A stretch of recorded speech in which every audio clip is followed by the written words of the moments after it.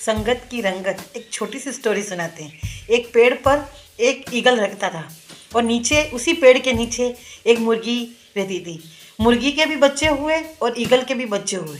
दोनों के बच्चे अपने अपने घर में खेल रहे थे, यानी ईगल के बच्चे ऊपर की तरफ खेल रहे थे और मुर्गी के बच्चे नीचे की तरफ खेल रहे थे। अचानक से एक ईगल का बच्चा मुर्गी के बच्चे के बीच में गिर जाता है और ईगल को पता ही नहीं रहता है, और वो बच्चा उस मुर्गी के बीच गिर जाता है और मुर्गी के साथ बड़ा होता है। तो उसे ये पता ही नहीं रहता है कि वो ईगल है। तो वो मुर्गी के साथ बड़ा हुआ और मुर्गी की तरह ही सब कुछ क्रिएटिविटी करने लगा।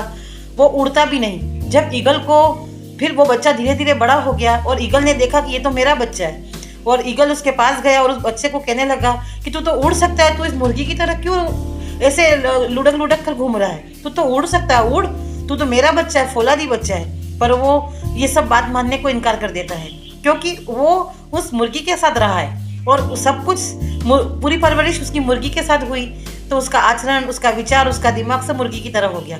ईगल उसे बहुत कुछ समझाता है पर वो समझ ही नहीं पाता है। वो ना ही करता है, नहीं मैं मुर्गी का ही बच्चा हूँ, नहीं मैं नहीं उड़ सकता हूँ। बहुत कोशिश करता है ईगल, पर वो उड़ता ही नहीं है। तो ईगल क्या करता है, एक दिन उसको अपने पंजे में ले जाकर एक ऐसी ऊंची चोटी पर ले जाता है और वहां जाकर कहता है कि तू उड़ सकता है, तू उड़ सकता है, तू मेरा बेटा है, उड़ सकता है, तुझ में वो फौलादी जुनून है उड़ने का, तू उड़ने के लिए ही पैदा हुआ है। पर वो नहीं उड़ता है, वो मना ही कर देता है कि मैं मुर्गी का बच्चा हूँ, मैं नहीं उड़ सकता हूँ। तो फिर ईगल ने उसे अपने पंजों में पकड़ा और ऊंचाई पर उड़ गई और वहां से उस बच्चे को छोड़ दिया। बच्चा डर गया और अपने आप अपने पंखों को फैलाने लगा और उड़ने लगा। स्वतः ही वो उड़ने लगा, क्योंकि ये उसकी फितरत थी, उसका जन्मजात गुण था। वो उसको पता नहीं था, क्योंकि वो मुर्गी के साथ रहा था। फिर उसके बचाव में अपने आप उसके पंख निकल गए और वो उड़ने लगा। तो उस बच्चे को तब समझ में आया कि हाँ, मैं तो ईगल का बच्चा हूँ। तो अगर वो ईगल उसे नहीं कहता और उसे बार बार नहीं समझाता और वो इस तरह की वो चोट नहीं देता, तो वो कभी भी आजीवन मरते दम तक भी वो समझ नहीं पाता।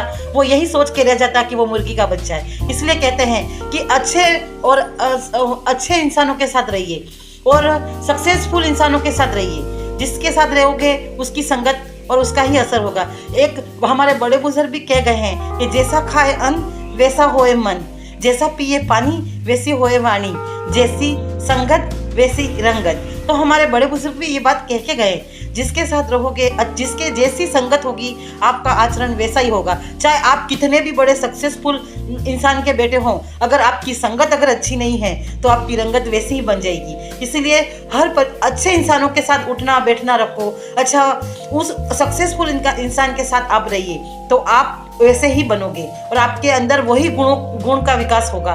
अगर आप कमजोर हैं, आप सक्सेसफुल नहीं है, अगर आप कुछ दिन सक्सेसफुल इंसान के साथ रहोगे तो आप भी उनकी तरह ही सेम टू सेम करने लग जाओगे। आप में वो सारे मूवमेंट, वो सारे क्रिएटिविटी आप उनकी तरह ही करने लग जाओगे। इसलिए संगत का असर इंसान के बहुत जल्दी आता है। कमजोर और टूटे हुए, हारे हुए इंसान के साथ रहोगे तो आप वैसे ही बन जाओगे। एग्जाम्पल के तौर पे मैं बताती हूँ, अपनी वैल्यू हमें खुद ही करनी पड़ती है।